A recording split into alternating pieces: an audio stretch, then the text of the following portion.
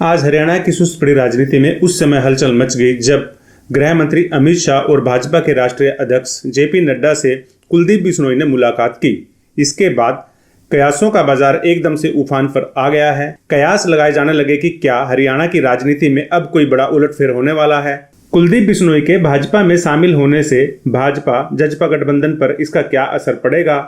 हरियाणा कांग्रेस को कुलदीप बिश्नोई ने भाजपा में शामिल होने से क्या नुकसान उठाना पड़ेगा। हरियाणा की राजनीति में क्या क्या बदलाव हो सकते हैं, इन सभी विषयों पर अब मंथन और चर्चाएं तेज हो रही हैं। कांग्रेस हाईकमान की वादा खिलाफी और उपेक्षा से परेशान होकर कुलदीप बिश्नोई ने राज्यसभा चुनाव में बगावत कर दी थी। उन्होंने पार्टी लाइन से हटते हुए आजाद प्रत्याशी कार्तिकेय शर्मा को वोट दी थी, जिसकी वजह से कांग्रेस के अजय माकन चुनाव हार गए थे। जिसके बाद कांग्रेस हाईकमान ने कुलदीप को सभी पदों से बर्खास्त कर दिया था। गौरतलब है, कुलदीप बिश्नोई वर्तमान में कांग्रेस के टिकट पर आदमपुर से विधायक हैं और यदि वह भाजपा में जाते हैं तो उनकी सदस्यता रद्द हो सकती है। ऐसे में उन्हें पहले विधायक पद से इस्तीफा देना होगा, जिसके बाद वह भाजपा ज्वाइन कर सकते हैं। विधायक पद से कब इस्तीफा देंगे यह अभी तय नहीं है। विधायक पद से इस्तीफा देने के बाद आदमपुर में उपचुनाव होना तय है। बड़ा सवाल यह है कि आदमपुर से चुनाव कुलदीप लड़ेंगे या उनके बेटे भव्य बिश्नोई। हालांकि जानकारों का मानना है कि राष्ट्रपति चुनाव के बाद कुलदीप बिश्नोई विधायक पद से इस्तीफा देंगे और उपचुनाव में वो खुद ही मैदान में उतरेंगे। 2024 में वो हिसार लोकसभा से प्रत्याशी हो सकते हैं और इसके बाद होने वाले विधानसभा चुनाव में उनके बेटे भव्य बिश्नोई आदमपुर से चुनाव लड़ सकते हैं।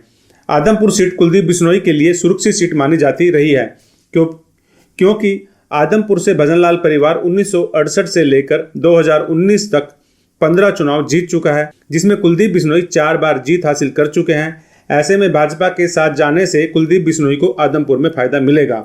मोटे तौर पर भाजपा हरियाणा में नॉन जाट की राजनीति करती है और भजनलाल परिवार की पहचान भी नॉन जाट के फेस के तौर पर ही बनी हुई है।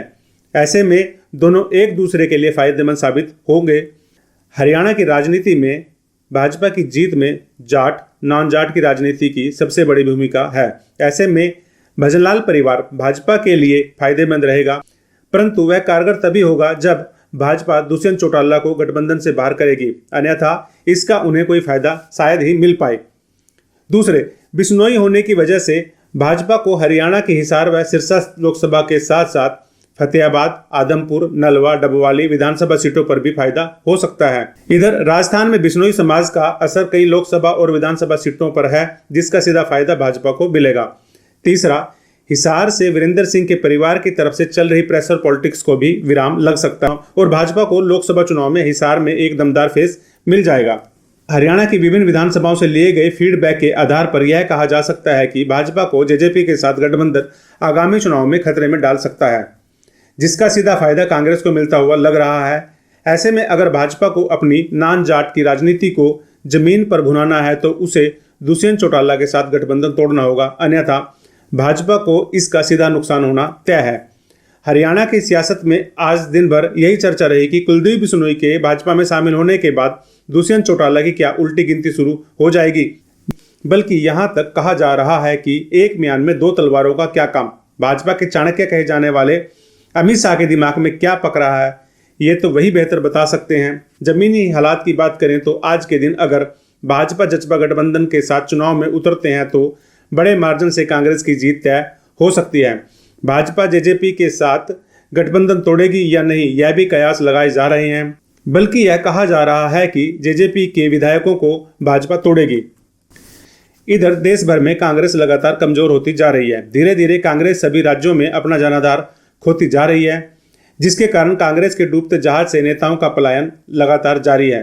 कांग्रेस अपने क्षेत्रीय नेताओं को पार्टी में रोक पाने में पूरी तरह से विफल साबित हो रही है। गांधी परिवार सोनिया, प्रियंका व राहुल 3 धड़ों में बटा हुआ है, साफ दिख रहा है।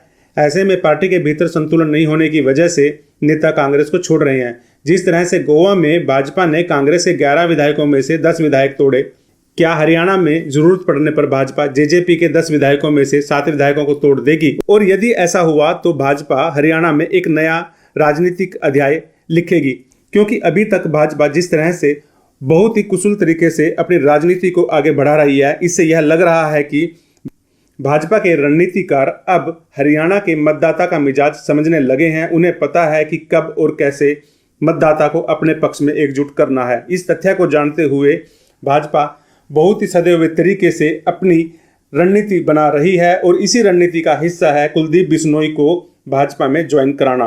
भाजपा एक तीर से कई शिकार कर रही है और भाजपा की यह रणनीति अगले विधानसभा चुनाव और लोकसभा चुनाव को ध्यान में रखकर बनाई गई है।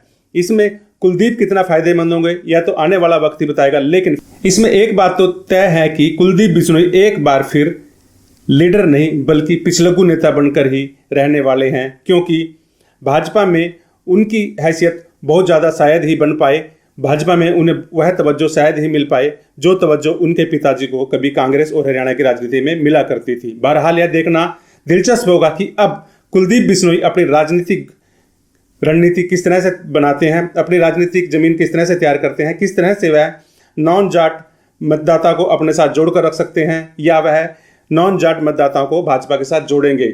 देखना दिलचस्प होगा कि भाजपा कुलदीप बिश्नोई के लिए और कुलदीप बिश्नोई भाजपा के लिए कितना फायदेमंद साबित हो सकते हैं। धन्यवाद। जय हिंद।